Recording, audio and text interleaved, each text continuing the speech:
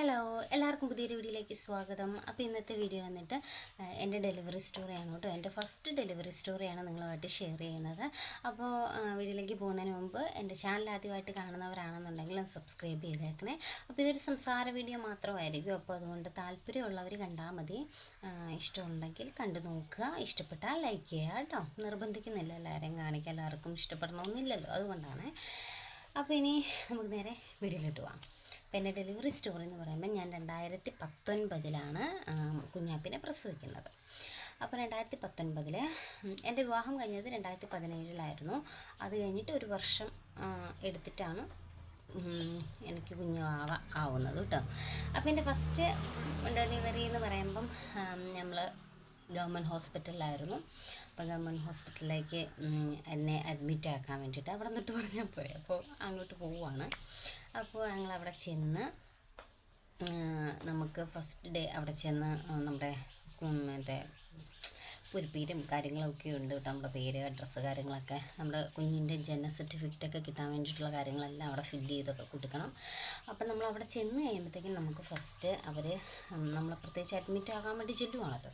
അപ്പോൾ അഡ്മിറ്റ് ആയി കഴിയുമ്പോഴത്തേക്കിനും നമുക്കവർ ഉള്ളു പരിശോധിക്കും. എനിക്ക് ഭയങ്കര പേടിയുള്ളൊരു കാര്യമാണ് ഈ ഉള്ളു പരിശോധന എന്ന് പറയുന്നത്. ഭയങ്കര പെയിനാണ്. ചിലവർ നോക്കുമ്പോൾ ഭയങ്കര പെയിനാണ് കേട്ടോ, ചിലവർക്ക് അത്ര കുഴപ്പമൊന്നുമില്ല. അപ്പം നമ്മുടെ ഉള്ളൊക്കെ പരിശോധിച്ചു. ഉള്ളു പരിശോധനയുടെ കാര്യങ്ങളൊക്കെ കഴിഞ്ഞ് നമ്മൾ അഡ്മിറ്റായി ബ്ലഡ് ടെസ്റ്റ് ചെയ്യണം, അങ്ങനെയുള്ള കാര്യങ്ങളെല്ലാം ഇങ്ങനെ ചെയ്തു. എനിക്ക് കുറേയൊക്കെ ഇപ്പം 5 വർഷമായിട്ടോ, 5 വർഷത്തിന് മുമ്പുള്ളൊരു കഥയാണ് ഞാൻ പറയുന്നത്. അപ്പോൾ കുറേയൊക്കെ ഞാൻ മറന്നു പോയിട്ടുണ്ട്. പിന്നെ എനിക്ക് കുറേയുള്ള അനുഭവങ്ങൾ, എനിക്ക് ഒത്തിരി എന്താ പറയുക, ഭയങ്കര ബുദ്ധിമുട്ടുണ്ടായിട്ടുള്ള അനുഭവങ്ങൾ ഉണ്ടായിട്ടുണ്ട്. അപ്പോൾ അതൊക്കെയാണ് ഞാൻ ഓർത്തിരിപ്പുണ്ട്. അപ്പോൾ അതൊക്കെയാണ് പറയുന്നത്. അത് നമ്മൾ അവിടെ ചെന്നു അഡ്മിറ്റായി. അത് കഴിഞ്ഞിട്ട് നമ്മൾ കുറേ പേരുണ്ടല്ലോ, ഒരു ഡേറ്റിൽ അവിടെ അഡ്മിറ്റായ ഒത്തിരി പേരുണ്ട്. അപ്പോൾ അവരൊക്കെ ആയിട്ടൊക്കെ കൂട്ടായി ബസ് പോകുന്നത്. അപ്പോൾ അവരൊക്കെ ആയിട്ടൊക്കെ കൂട്ടൊക്കെ ആയിട്ട് നമ്മളങ്ങനെ ഗ്രൂപ്പായിട്ടാണ് ഡോക്ടറെ കാണാൻ വേണ്ടിയിട്ടൊക്കെ ചെല്ലുന്നത്. എല്ലാവർക്കും ഒരു ഡോക്ടറല്ല, പല പല ഡോക്ടേഴ്സാണ് അവിടെ നമ്മൾ കാണുന്നത്. അപ്പോൾ അടുത്തൊരു മെയിൻ ഡോക്ടറുണ്ട് കേട്ടോ. ആ മെയിൻ ഡോക്ടർ എല്ലാവരുടെയും ഉള്ളു നിരത്തി പിടിച്ച് പരിശോധിക്കും. അപ്പോൾ അങ്ങനെ ഞങ്ങളവിടെ ചെന്നിട്ട് ഉള്ളു പരിശോധിക്കാൻ വേണ്ടിയിട്ട് ഇരിക്കുകയാണ്. എനിക്ക് എന്നെ നോക്കിക്കൊണ്ടിരുന്ന ഡോക്ടർ എന്നെ ഉള്ളു പരിശോധിക്കുമ്പോൾ എനിക്ക് അത്ര പ്രശ്നമായിട്ട് തോന്നിയിട്ടില്ല. പക്ഷേ അവിടുത്തെ മെയിൻ ഡോക്ടർ ഉള്ളു പരിശോധിച്ചിട്ട് എനിക്കുണ്ടായ പെയിൻ എന്ന് പറഞ്ഞാൽ ഭയങ്കര പെയിൻ എന്ന് പറഞ്ഞാൽ ഭയങ്കര പെയിനായിരുന്നു. നമ്മൾ അവിടെ ചെന്ന് നമ്മൾ അതിനെ കിടത്തുമ്പോൾ ബലം പിടിക്കാനൊന്നും പാടില്ല. പക്ഷെ പുള്ളിക്കാരത്തി ടെസ്റ്റ് ചെയ്യുമ്പോൾ നമുക്ക് ബലം പിടിച്ച് പോകും. അപ്പോൾ നമ്മളോട് പറയും ബലം പിടിക്കരുതെന്നൊക്കെ പറഞ്ഞിട്ട് ഇങ്ങനെ തല്ലുകയൊക്കെ ചെയ്തു. നമ്മൾ തുടങ്ങിയിട്ട് ഇങ്ങനെ അടിക്കുകയൊക്കെ ചെയ്തു. അതിട്ട് എനിക്ക് പിന്നെ ബെഡിൽ നിന്ന് എഴുന്നേക്കാൻ പറ്റുന്നില്ല. ഉള്ളു പരിശോധിച്ച് കഴിഞ്ഞിട്ട് എനിക്ക് എഴുന്നേക്കാൻ പറ്റുന്നില്ല. ഞാൻ ഒരു വിധത്തിൽ നിന്ന് ആ ബെഡിൽ നിന്ന് എഴുന്നേറ്റ് പുറത്ത് പോയി കുറേ നേരം ഇരുന്നതിന് ശേഷമാണ് നമ്മൾ റൂമിലോട്ട് വന്നത്. അമ്മാതിരി പെയിനായിപ്പോയി, എനിക്ക് ബ്ലീഡിങ് ആയി. അപ്പോൾ ഞാൻ അവരോട് പറഞ്ഞിരുന്നു എനിക്ക് ബ്ലീഡിങ്. അപ്പോൾ അവർ പറഞ്ഞു ഇങ്ങനെ പി ചെയ്യുമ്പം ബ്ലീഡിങ് ഉണ്ടാവും, നമുക്ക് ഒരുപാട് അങ്ങോട്ടായാൽ വരണമെന്ന് പറഞ്ഞിട്ടുണ്ടായിരുന്നു. പക്ഷേ അത് കുറച്ച് നേരത്തേക്ക് ഉണ്ടായിരുന്നുള്ളൂ, അതങ്ങ് മാറി കിട്ടും. പിന്നെ നമ്മൾ പോകുമ്പോൾ ഉള്ള സാധനങ്ങളൊക്കെ ആയിട്ടൊക്കെ അവിടെ ചെന്നു, റെഡിയായി നമ്മൾ റൂമിൽ കയറി. പിന്നെ ഉണ്ടായതെന്ന് എന്നാന്ന് വെച്ചാൽ നമുക്ക് രാത്രി ആകുമ്പോഴത്തേക്കിനും അവർ ഒരു ടൈം എനിക്ക് തോന്നുന്നു ഒരു 10 മണി സമയമൊക്കെ കഴിഞ്ഞാൽ നമ്മളൊന്നും കഴിക്കാൻ പാടില്ല, വെള്ളമൊന്നും കുടിക്കാനൊന്നും പാടില്ല. അതിന് മുമ്പ് എല്ലാം ചെയ്യുക, അത് കഴിഞ്ഞാൽ നമ്മളൊന്നും ചെയ്യാൻ പാടില്ല എന്ന് അവർ പറയും. രാവിലെ കൂടിയിട്ട് അവർ വന്നിട്ട് നമ്മുടെ ഉള്ളൊക്കെ കഴുകും. പിന്നെ നമ്മൾ അവിടെ വെള്ളയാണ് കേട്ടോ. വെള്ളയും ഡ്രസ്സൊക്കെ ഇട്ട് നമ്മൾ വെള്ള ഷർട്ടും വെള്ള മുണ്ടും ഒക്കെ ഉടുത്തിട്ട് നമ്മൾ നേരെ മുടിയൊക്കെ 2 സൈഡിലും കെട്ടി നമ്മൾ ലേബർ റൂമിലോട്ട് പോവാണ്. രാവിലെ പോവാണ്. പോയി കഴിയുമ്പോഴത്തേക്കും പെയിൻ വരാൻ വേണ്ടിയിട്ട് നമുക്ക് അവർ ഫസ്റ്റ് എനിക്ക് ട്രിപ്പിട്ട് നമ്മളതിൻ്റെ മുറിക്കുള്ളിൽ കിടത്തും. 2 റൂമാണ്, ലേബർ റൂമിൻ്റെ അകത്ത് തന്നെ 2 റൂമുണ്ട്. അപ്പം ഈ കുത്തിയൊക്കെ വെച്ച് കിടക്കാനായിട്ടൊരു റൂമുണ്ട്, പിന്നെ മെയിൻ റൂമുണ്ട്. അപ്പം അങ്ങനെ നമ്മളിങ്ങനെ എനിക്ക് പെയിൻ വരാൻ വേണ്ടിയിട്ട് ഇങ്ങനെ ട്രിപ്പൊക്കെ ഇട്ട് കുറേ നേരം അവിടെ കിടത്തി. എന്നിട്ട് എനിക്ക് മുമ്പ് വന്നവരും ഒക്കെ ഇങ്ങനെ കയറി ഇങ്ങനെ കണ്ട് പോകുന്നവരുണ്ട്. ആ സമയത്ത് ഓപ്പറേഷൻ ഉണ്ടായിരുന്നവരും ഉണ്ട് കേട്ടോ. എൻ്റെ ഫസ്റ്റത്തെ ആയതുകൊണ്ട് എനിക്ക് യാതൊരു ഐഡിയ ഇല്ലായിരുന്നു എങ്ങനെയാണെന്നൊന്നും എനിക്കറിയില്ല. നമ്മളിപ്പോൾ ഈ സിനിമയിൽ കണ്ടതും പിന്നെ നമ്മുടെ ബന്ധുക്കൾ പറഞ്ഞതുമായിട്ടുള്ള ഒരു അറിവ് മാത്രമേ എനിക്കുള്ളൂ. അപ്പോൾ ആ ഒരു ഇതിൽ നമ്മൾ അവിടെ ചെന്ന് ഇരിക്കുകയാണ്. അത് കഴിഞ്ഞിട്ട് എൻ്റെ ട്രിപ്പൊക്കെ കഴിഞ്ഞ് കഴിഞ്ഞപ്പോഴത്തേക്ക് എൻ്റെ മെയിൻ റൂമിലോട്ട് വിളിച്ചു. അപ്പോൾ അങ്ങോട്ട് ഞാൻ ചെന്ന് അപ്പോൾ അവിടെ ഒരു ചേച്ചി ഇങ്ങനെ കിടക്കുമായിരുന്നു, പ്രസവത്തിന് വേണ്ടി കിടക്കുവാണ്.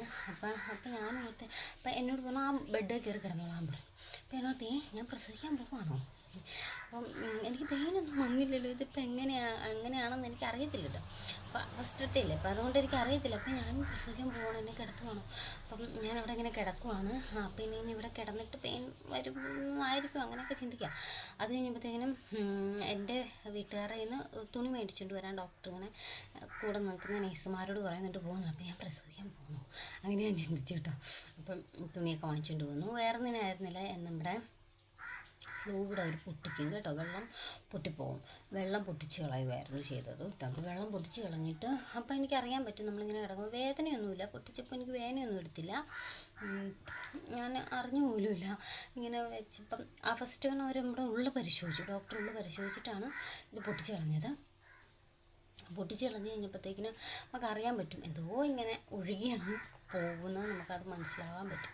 അപ്പോൾ ഞാൻ ഓർത്ത് ഞാൻ പ്രസവിച്ചോ എന്ന് ഞാനിങ്ങനെ ചിന്തിച്ചു. അത് കഴിഞ്ഞപ്പോഴത്തേക്കിന് നമ്മളൊക്കെ തുണിയൊക്കെ വെച്ച് കെട്ടിക്കാൻ തന്നിട്ട് പിന്നെ ഡോക്ടറിനോട് പറഞ്ഞു നടന്നോളാൻ പറഞ്ഞു, നടക്കാൻ പറഞ്ഞു. അപ്പോൾ പിന്നെ ഞാൻ ലേബർ റൂമിൻ്റെ പുറത്തിറങ്ങിയപ്പോൾ അവിടെ എല്ലാവരും ഉണ്ടായിരുന്നു കേട്ടോ. ചേട്ടൻ്റെ അച്ഛൻ, എൻ്റെ അച്ഛനും അമ്മയില്ലായിരുന്നു കേട്ടോ. എൻ്റെ അമ്മ സുഖമില്ലാതെ വീട്ടിലിരിക്കുന്ന സമയമായിരുന്നു കേട്ടോ. അപ്പം അമ്മയില്ല, ചേട്ടൻ്റെ അമ്മയുണ്ടായിരുന്നു, അച്ഛനുണ്ടായിരുന്നു, എൻ്റെ അച്ഛനുണ്ടായിരുന്നു, പിന്നെ അങ്ങനെ എൻ്റെ ഹസ്ബൻഡ്, അങ്ങനെ എല്ലാവരും ഉണ്ടായിരുന്നു കേട്ടോ. അപ്പോൾ അങ്ങനെ ഞാനിങ്ങനെ നടക്കുവാണ്. അവരെന്നോട് നടന്നോളാൻ പറഞ്ഞെന്ന് പറഞ്ഞു. ഞാനിങ്ങനെ നടക്കുവാണ്. അപ്പോൾ എൻ്റെ ഹസ്ബൻഡിൻ്റെ കയ്യിൽ പിടിച്ച് ഞാനിങ്ങനെ നടക്കുവാണ്. 1-2 സ്റ്റെപ്പ് നടന്നു കഴിഞ്ഞപ്പം എനിക്ക് വേദന വരാൻ തുടങ്ങി, ഭയങ്കര പെയിൻ. ഒന്ന് നടന്ന് കഴിയുമ്പോഴത്തേക്കിനും വേദന വരും, മുറുക്ക കയ്യിൽ പിടിച്ചുകൊണ്ടിരിക്കും, പെയിൻ ഇങ്ങനെ വരും. പെയിൻ വരുമ്പോൾ ഭയങ്കര ഒരു പെയിനാണ്, ഭയങ്കരമായിട്ട് പെയിൻ വരും. ആയിട്ട് കുറച്ച് സമയത്തേക്ക്, കുറച്ച് സമയം കഴിയുമ്പോൾ മാറും, പിന്നെ നടക്കും. പിന്നെ ഇങ്ങനെ നടന്നിങ്ങനെ വരുമ്പോഴത്തേക്കിനും വീണ്ടും പെയിൻ വരും.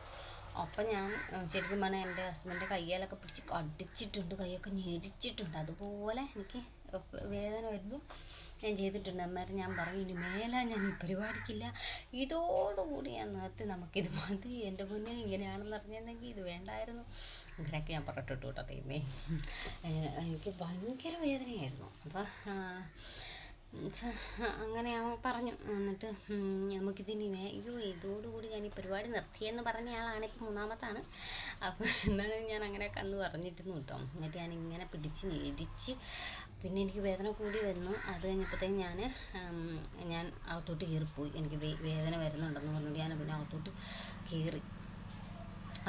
അപ്പം എൻ്റെ ഡെലിവറി സമയത്ത് എനിക്ക് ആ ഹോസ്പിറ്റലിൽ അന്ന് എന്നാണ് ഒത്തിരി സ്റ്റുഡൻസ് അവിടെ പഠിക്കാൻ ഒരുപാട് പിള്ളേരുണ്ടായിരുന്നു കേട്ടോ. പഠിക്കുന്ന പിള്ളേർ കുറേ ഉണ്ടായിരുന്നു. അവരെനിക്ക് ഭയങ്കര സഹായമായിരുന്നു കേട്ടോ. കാരണം അവരുണ്ടായിരുന്നത് എനിക്ക് ഒത്തിരി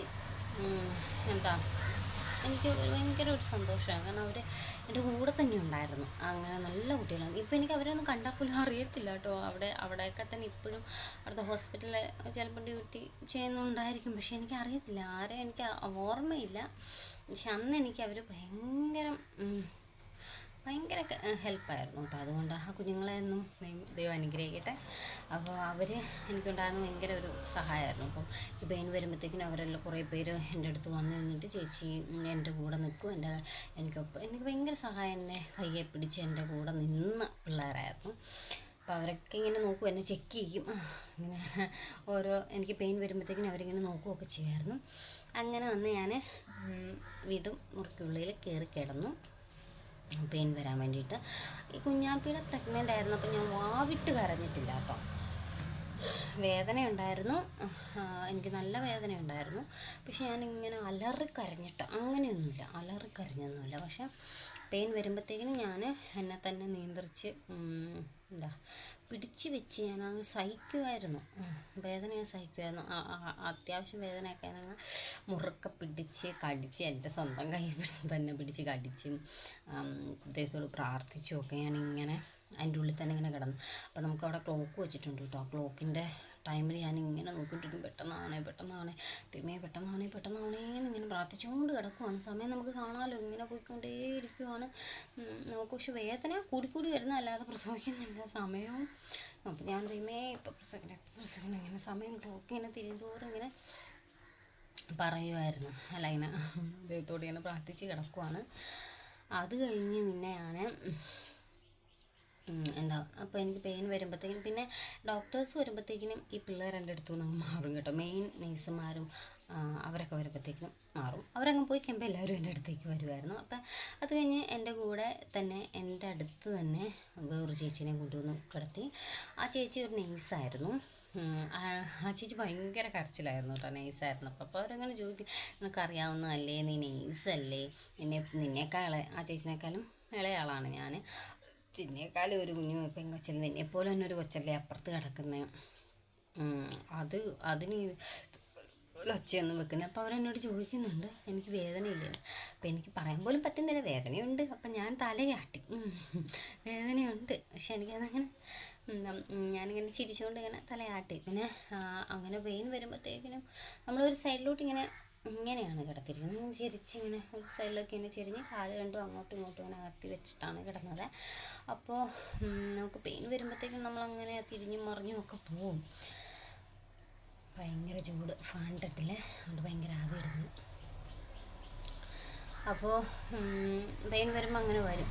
അത് കഴിഞ്ഞ് പിന്നെ നമ്മളിങ്ങനെ അങ്ങനെ ഒടുക്കം വേദന എടുത്ത് അങ്ങനെ ഞാൻ അലറി ഭാവനയെന്ന് പറഞ്ഞുകൊണ്ട് അലറിയൊന്നുമില്ല. എനിക്ക് പെയിൻ വരുമ്പം വളരെ ഒച്ച കുറച്ച് ഞാൻ മാത്രം കേൾക്കാൻ പാകത്തിനുള്ള ഒച്ചയിൽ ദൈവത്തെ വിളിച്ചുകൊണ്ട് തന്നെ ഞാൻ അവിടെ കിടന്ന് ഉടുക്ക എനിക്കിങ്ങനെ മുക്കാൻ നമുക്ക് തോന്നും. നമുക്ക് ബാത്റൂമിൽ പോകാൻ വേണ്ടിയിട്ട് തോന്നും. ഉടുക്ക എനിക്ക് ബാത്റൂമിൽ പോകാൻ വേണ്ടിയിട്ട് തോന്നി. അപ്പോൾ ഞാൻ സിസ്റ്ററോട് പറഞ്ഞു, മെയിൻ സിസ്റ്റർ നമ്മുടെ അടുത്ത് വന്നേക്കുമല്ലോ. അപ്പോഴത്തേക്കും ഞാൻ സിസ്റ്ററോട് പറഞ്ഞു എനിക്ക് ബാത്റൂമിൽ പോകണം എന്നിങ്ങനെ പറഞ്ഞു. അപ്പോൾ പറഞ്ഞു ഇനിയിപ്പോൾ അപ്പോൾ കുഴപ്പമില്ല, നമ്മൾ ഇവിടെ തന്നെ കിടന്ന് കുഴപ്പമൊന്നുമില്ലെന്ന് പറഞ്ഞു. പൊക്കോളാൻ പറഞ്ഞു. എന്നിട്ട് പോകാനല്ല, അവിടെ തന്നെ കിടന്നുകൊണ്ട് പൊക്കോളാൻ പറഞ്ഞു. അന്നേരം പിന്നെ നമുക്കതിനെ മുക്കാൻ വേണ്ടിയിട്ട് തോന്നും. അപ്പം നമ്മളിങ്ങനെ അത് ഭയങ്കരമായ രീതിയിൽ നമുക്ക് മുക്കാനായിട്ട് തോന്നും. അപ്പോൾ അങ്ങനെ ഞാൻ ഇങ്ങനെ മുക്കുമ്പം കുറച്ച് കഴിഞ്ഞപ്പോൾ ഡോക്ടർ പറഞ്ഞു രാശിയുടെ ഇതായി വരുന്നുണ്ട്, എല്ലാവരും ഇപ്പോൾ എന്തൊക്കെയോ കുറേ ആയുധങ്ങളും കാര്യങ്ങളൊക്കെ ആയിട്ട് സിസ്റ്റർമാർ നേഴ്സുമാരൊക്കെ നമ്മുടെ അടുത്തേക്ക് ഓടി വരും. പിന്നെ നമ്മളോട് നേരെ ഇങ്ങനെ മുട്ട് രണ്ടും പൊക്കി ഇങ്ങനെ കിടക്കാൻ പറയുമല്ലോ. അങ്ങനെ കിടന്ന് നമ്മളോട് പിന്നീട് മുക്കാനായിട്ട് പറയും കേട്ടോ, അവർ പറയും. അപ്പോൾ നമ്മളിങ്ങനെ മുക്കും. അപ്പോൾ പിന്നെ എനിക്ക് പെയിൻ വരുമ്പോൾ മുക്കണമെന്ന് പറഞ്ഞു. കുറേ കഴിഞ്ഞപ്പോൾ ഞാൻ കുറേ നേരം അങ്ങനെ മുക്കി കഴിഞ്ഞെങ്കിലും കുറേ കഴിഞ്ഞപ്പോഴത്തേക്ക് എനിക്ക് മുക്കാൻ വരുന്നില്ല. പിന്നെ എനിക്ക് മുക്കാനേ വരുന്നില്ല, ഒന്നും പറ്റുന്നില്ല. അപ്പോൾ പറഞ്ഞ് ഡോക്ടറിനോട് പറഞ്ഞു. അപ്പോൾ നമ്മുടെ ഇങ്ങനെ വന്നിരിക്കും. അപ്പോൾ ഡോക്ടറിനോട് പറഞ്ഞു രാശിക്ക് പ്രസവിക്കണ്ടേ, മുക്ക് ഓപ്പറേഷൻ ചെയ്താൽ മതിയോ, പ്രസവിക്കുകയല്ലേ വേണ്ടതെന്നൊക്കെ ചോദിച്ചു.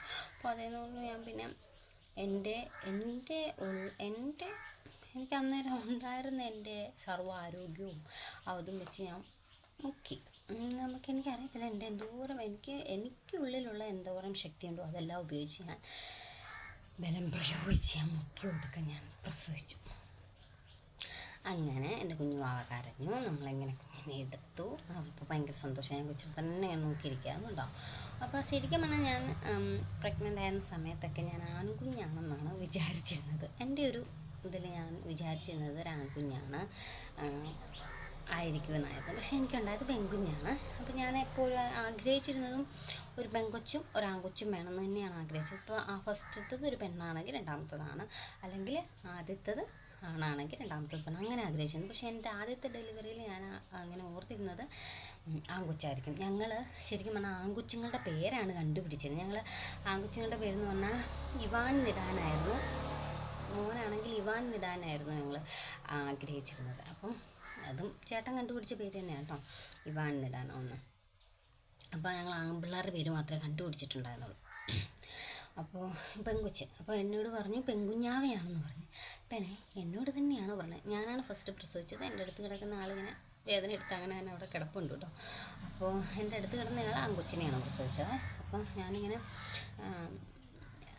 പെങ്കൊച്ചാന്ന് പറഞ്ഞപ്പോൾ ഞാൻ എന്നോട് തന്നെയാണോ പറയുന്നത്, ഞാൻ വീണ്ടും നോക്കും എന്ന് ഞാനൊരാണ് തന്നെയാണല്ലോ പ്രതീക്ഷിച്ച് അവിടെ കിടന്നത്. അപ്പോൾ പെങ്കൊച്ചാണെന്ന് പിന്നെയും പറഞ്ഞു. പക്ഷേ ആണായാലും പെണ്ണാണേലും ദൈവം തന്ന് ഞാൻ കുഞ്ഞുവാനെ തന്നെ നോക്കിയിരുന്നു. നമുക്ക് ആ ഫസ്റ്റ് ഡെലിവറി അല്ലേ, നമുക്ക് പെയിനൊന്നും ശരിക്കും പറഞ്ഞാൽ എന്നെ സംബന്ധിച്ച് എനിക്കൊന്നും അറിഞ്ഞിരുന്നില്ലെന്നുള്ളതാണ്. കാരണം എനിക്ക് സഹിക്കാനായിട്ടുള്ളൊരു ഒരു കഴിവ് ദൈവം എനിക്ക് തന്നിരുന്നു. അതുകൊണ്ടാണ് ഞാൻ പറഞ്ഞല്ലോ, എൻ്റെ മോളെ പ്രസവിക്കുമ്പോഴൊന്നും ഞാൻ കരഞ്ഞിട്ടേ എന്ന് വെച്ചാൽ എൻ്റെ വേദന എനിക്ക് കൺട്രോൾ ചെയ്യാനായിട്ട് പറ്റുന്നുണ്ടായിരുന്നു. അപ്പോൾ ഞാൻ ഇപ്പം ഈ പറഞ്ഞ പോലെ കുഞ്ഞു ആവാനെ എടുത്തു കഴിഞ്ഞിട്ട് എനിക്കുണ്ടായിരുന്ന വേദനകളൊക്കെ കുഞ്ഞിനെ അവർ നമ്മുടെ അടുത്ത് നിന്നുകൊണ്ട് തന്നെ ഇച്ചിരി അങ്ങ് മാറിയാണെങ്കിൽ നമുക്ക് കാണാൻ പറ്റും. ഞാനിങ്ങനെ നോക്കിക്കൊണ്ടിരിക്കും എൻ്റെ കുഞ്ഞിനെ അവർ കഴിക്കുന്നത്, തുടയ്ക്കുന്നത്, നല്ല അവിടെ നിന്ന് ഡ്രസ്സ് മേടിച്ചുകൊണ്ട് വന്ന് അതൊക്കെ ഇടിച്ച് പൊതിഞ്ഞ് നല്ലപോലെ അവർ നമ്മുടെ കുഞ്ഞിൻ്റെ തൂക്കം നോക്കുന്നതൊക്കെ നമുക്ക് കാണാൻ പറ്റും. കുഞ്ഞു വാവ ഉണ്ടാക്കുമ്പോൾ തൂക്കം നോക്കുന്നു, കയ്യേൽ ഒയ്യോ എന്നിട്ട് കാല് മറിച്ച് കുഞ്ഞു ആവേനെ തൂക്കം നോക്കുന്നതും കയ്യിലിങ്ങനെ പേരൊക്കെ ഇതിങ്ങനെ വെക്കുന്ന ആ സംഭവമൊക്കെ ഇടുന്നതൊക്കെ നമുക്ക് കാണാൻ പറ്റും. അപ്പോൾ ഇതിൻ്റെ ഇടയ്ക്ക് എന്നെ ഡോക്ടർ പരിശോധിക്കുന്നുണ്ട്, എനിക്ക് സ്റ്റിച്ചൊക്കെ ഇടുന്നുണ്ട്, എൻ്റെ 2 സൈഡിലും കുത്തിയൊക്കെ വെക്കുന്നുണ്ട് കേട്ടോ. പക്ഷെ ആ ഒരു വേദനയൊന്നും വേദനയേ ആയിരുന്നില്ല. സ്റ്റിച്ച് ചെയ്യുമ്പോഴൊന്നും എനിക്ക് ആ ഒരു പെയിനായിരുന്നില്ല. കുഞ്ഞു വേദന ഉണ്ടെങ്കിൽ പോലും ഒന്നൊരു വേദനയായിരുന്നില്ല. എൻ്റെ കുഞ്ഞിനെ തന്നെ ഞാൻ നോക്കി ഇരിക്കുമായിരുന്നു. പിന്നീട് അവർ എല്ലാം റെഡിയാക്കി കഴിഞ്ഞിട്ട് നമ്മുടെ അടുത്ത് ഡോക്ടർ ഇങ്ങനെ നമ്മളങ്ങനെ സ്റ്റിച്ചും കാര്യങ്ങളൊക്കെ ഇട്ടുകൊണ്ടിരിക്കുമ്പോൾ തന്നെ നേഴ്സ് നമ്മുടെ അടുത്ത് വന്നിട്ട് നമ്മുടെ കുഞ്ഞിനെ എന്നെ കൊണ്ടുവന്ന് കാണിച്ചു. ഞാൻ കണ്ടു, എനിക്ക് എൻ്റെ പാലും കൊടുത്തു കേട്ടോ. സിസ്റ്റർ കയ്യിൽ വെച്ചതുകൊണ്ട് തന്നെ പാലൊക്കെ കൊടുത്തു. പിന്നെ അത് കഴിഞ്ഞ് കുഞ്ഞിനെ പുറത്തോട്ട് കൊണ്ടുപോയത് എൻ്റെ വീട്ടുകാരുടെ അടുത്തേക്ക് കൊണ്ടുപോയത്. സ്റ്റിച്ചൊക്കെ ഇട്ട് പിന്നെ ട്രിപ്പൊക്കെ ഇട്ട് എന്നെ അപ്പം എൻ്റെ അടുത്തിരുന്നൊരു ചേച്ചിയും പ്രസവവേദനയൊക്കെ ആയപ്പം നമ്മളെ പുറത്തോട്ട് ഇറക്കി കേട്ടോ. പുറത്ത് വേറൊരു റൂമിൽ കൊണ്ട് കിടത്തി, അവിടെ തന്നെയുള്ള വേറൊരു മുറിയിൽ കൊണ്ട് കിടത്തി. അവിടെ ട്രിപ്പൊക്കെ ഇട്ട് ഞാനിങ്ങനെ കിടക്കുകയാണ്. അപ്പോൾ എൻ്റെ കൂടെ ഉണ്ടായിരുന്ന ചേച്ചിയുടെ ഡെലിവറി കുറച്ച് കോംപ്ലിക്കേഷൻ ഉണ്ടായിരുന്നു. ആ കുഞ്ഞു ആവ ഇടയ്ക്ക് വെച്ച് സ്റ്റക്കായിപ്പോയി. പിന്നെ അവർ എടുത്തിട്ട് എന്താ പറയുക, കുഞ്ഞ് കരഞ്ഞില്ല. പിന്നെ വേറെ ഡോക്ടേഴ്സൊക്കെ ഓടി വന്നു, എന്തൊക്കെയോ ഒക്കെ ചെയ്താണ് പിന്നീട് അതൊക്കെ ശരിയായത് കേട്ടോ. അപ്പം നമുക്ക് പുറത്തിരുന്നാൽ കുറച്ചൊക്കെ കാണുകയും കേൾക്കുകയൊക്കെ ചെയ്യാം. അങ്ങനെ കുഴപ്പമൊന്നുമില്ലാതെ കുഞ്ഞുമാവിനെയും കിട്ടി കേട്ടോ. അപ്പം പേടിച്ചു പോയായിരുന്നു. പെട്ടെന്ന് കുഞ്ഞ് കരഞ്ഞില്ല. ചേച്ചി നൈസായതുകൊണ്ട് ആ ചേച്ചി എന്നെ ചോദിക്കുന്നുണ്ട്, എൻ്റെ കുഞ്ഞ് കരഞ്ഞില്ലല്ലോ, ആ കൊച്ചിൻ്റെ കുഞ്ഞ് കരഞ്ഞല്ലോ, എൻ്റെ കുഞ്ഞു ആ കരഞ്ഞല്ലോ എന്നൊക്കെ എന്നെ ചോദിക്കുകയൊക്കെ ചെയ്തു കേട്ടോ. പക്ഷെ കുഴപ്പമൊന്നുമില്ലായിരുന്നു കേട്ടോ. എല്ലാം റെഡിയായി. പെട്ടെന്ന് എല്ലാവരും വന്നു, വേറെ ഡോക്ടേഴ്സും കാര്യങ്ങളൊക്കെ വരികയൊക്കെ ചെയ്തു. അതെല്ലാം കഴിഞ്ഞ് അങ്ങനെ എൻ്റെ ഡെലിവറി കഴിഞ്ഞ് ഞാൻ പിന്നെ അങ്ങനെ കിടക്കുവാണല്ലോ. കുറേ കഴിഞ്ഞിട്ട് എൻ്റെ കുഞ്ഞുമാനെ എനിക്ക് പിന്നെ ഒന്ന് കാണണമെന്ന് തോന്നി, കൊതിയായി. അപ്പം ഞാൻ നേഴ്സിനോട് പറഞ്ഞു, അവനെ ആ കൊച്ചിനെ കണ്ടില്ലായിരുന്നല്ലേ എന്ന് പറഞ്ഞിട്ട് പിന്നെ സിസ്റ്റർ പോയി എടുത്തുകൊണ്ട് വന്നു എൻ്റെ അടുത്ത് കൊണ്ട് തന്നു കേട്ടോ. ഞാൻ പതുക്കെ എഴുന്നേറ്റിരുന്ന് പുറകോട്ട് ചാരി ഇരുന്നിട്ട് കുഞ്ഞിനെ എടുത്ത് ഉമ്മയൊക്കെ കൊടുത്ത് കുറച്ച് പാലൊക്കെ കൊടുത്ത് ഇങ്ങനെ കൊഞ്ചിച്ചു. അത് കഴിഞ്ഞിട്ട് പിന്നെ എനിക്ക് ഇരിക്കാൻ പറ്റത്തില്ല, ഇത് ഭയങ്കര പെയിനാണല്ലോ. അപ്പം ഞാനതിനെ കുഞ്ഞുമാവനെ തിരിച്ച് സിസ്റ്ററിലേക്ക് തന്നെ കൊടുത്തിട്ട് ഞാൻ പിന്നെ അവിടെ തന്നെ കിടന്നു കിട്ടാൻ പറ്റത്തില്ലായിരുന്നു, കിടന്നു.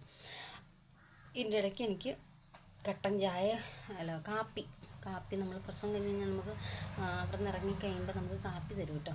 എന്നിട്ട് എനിക്ക് കാപ്പിയൊക്കെ കൊണ്ടു തന്നു. കാപ്പിയും എനിക്ക് തോന്നുന്നു ബണ്ണാണെന്ന് തോന്നുന്നു. ഞാൻ ബണ്ണൊക്കെ മുക്കി കഴിച്ചു.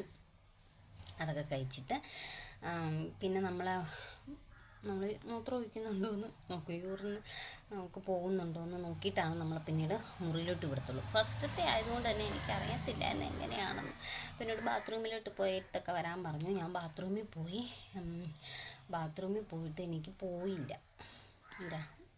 യൂറിൻ പോയില്ല. അന്നേരം ഞാൻ പിന്നെ വന്ന് ഡോക്ടറോട് തന്നെ ഞാൻ പറഞ്ഞു എനിക്കിങ്ങനെ പോയില്ലെന്ന് പറഞ്ഞു. ഉടനെ തന്നെ എനിക്ക് ട്യൂബ് ഇട്ടു. ഈ സ്റ്റിച്ചിൻ്റെ പുറമെ ട്യൂബും കൂടി ഇട്ടപ്പോഴുള്ളൊരവസ്ഥ എന്തായിരിക്കും? ട്യൂബും കൂടി വെച്ചുകൊണ്ട് നമ്മൾ നടക്കണം. എൻ്റെ ദൈവമേ, അന്നത്തെ എൻ്റെ ഒരവസ്ഥ. ട്യൂബ് കൂടി ഇട്ടു. നമുക്കറിയത്തില്ലല്ലോ, ആദ്യത്തേതായതുകൊണ്ട് തന്നെ ഇതെങ്ങനെയാണെന്ന് അറിയത്തില്ലാത്തതുകൊണ്ട് തന്നെ ഞാൻ പോയില്ലെന്ന് തന്നെ കാര്യം പറഞ്ഞു.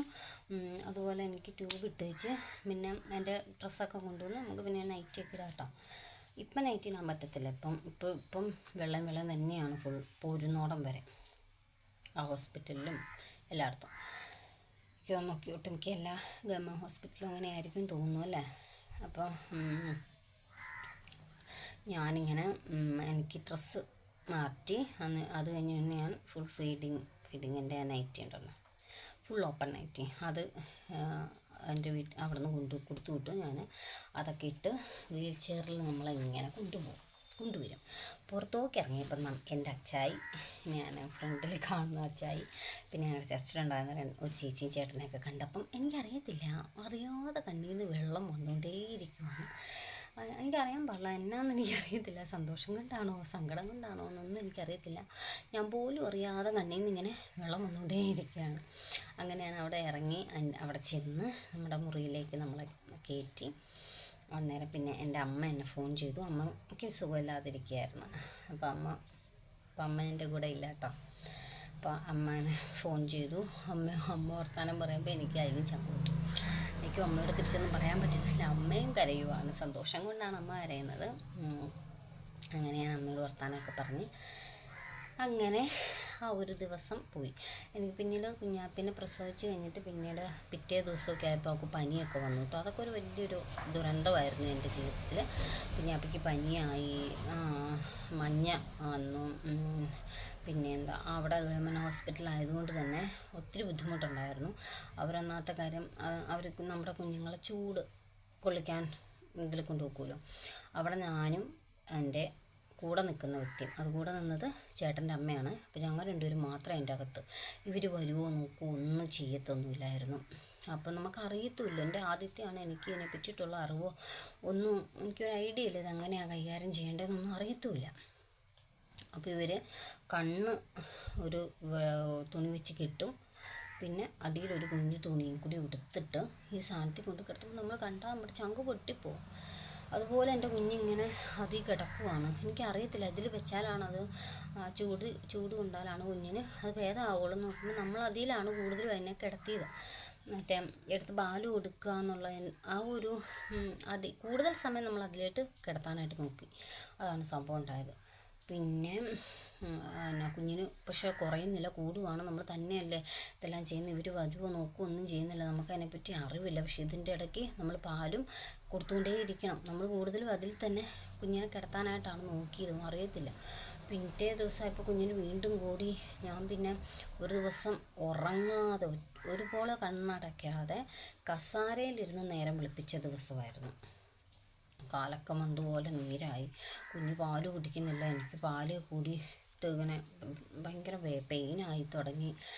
കുഞ്ഞ് പാല് കുടിക്കണ്ടേ, കുഞ്ഞ് കണ്ണേ തുറക്കത്തില്ലാത്ത വണ്ണം നമ്മളിങ്ങനെ തോണ്ടിയും വിളിച്ചും ഒക്കെ, എന്നിട്ടും കണ്ണ് പോലും തുറക്കാത്ത അവസ്ഥയിലായി.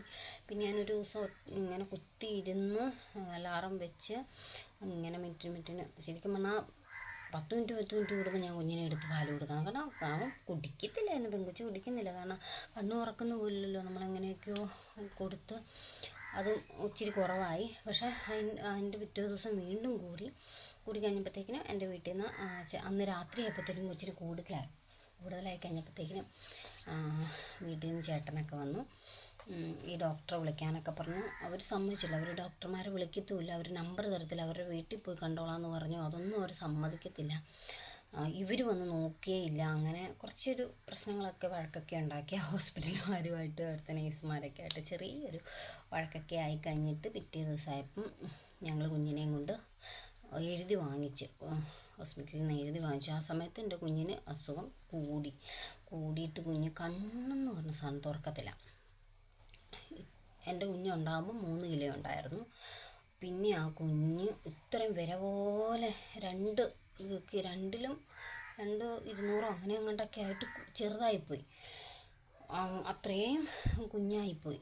എന്നിട്ട് പിന്നെ പെട്ടെന്ന് ഞങ്ങൾ കാരിത്താസ് ഹോസ്പിറ്റൽ എനിക്ക് ഭയങ്കര ഇഷ്ടമാണ് കേട്ടോ. അവിടെയാണ് ഞങ്ങൾ പോയത്. അവിടെ ചെന്ന് കഴിഞ്ഞപ്പോൾ നമുക്കൊന്നും അറിയേണ്ട കാര്യമില്ല, അവരെല്ലാവരും നോക്കിക്കോളും. കുഞ്ഞിനെ എൻ്റെ ആൻറ്റി ആണ് എടുത്തുകൊണ്ട് ഓടിയത്.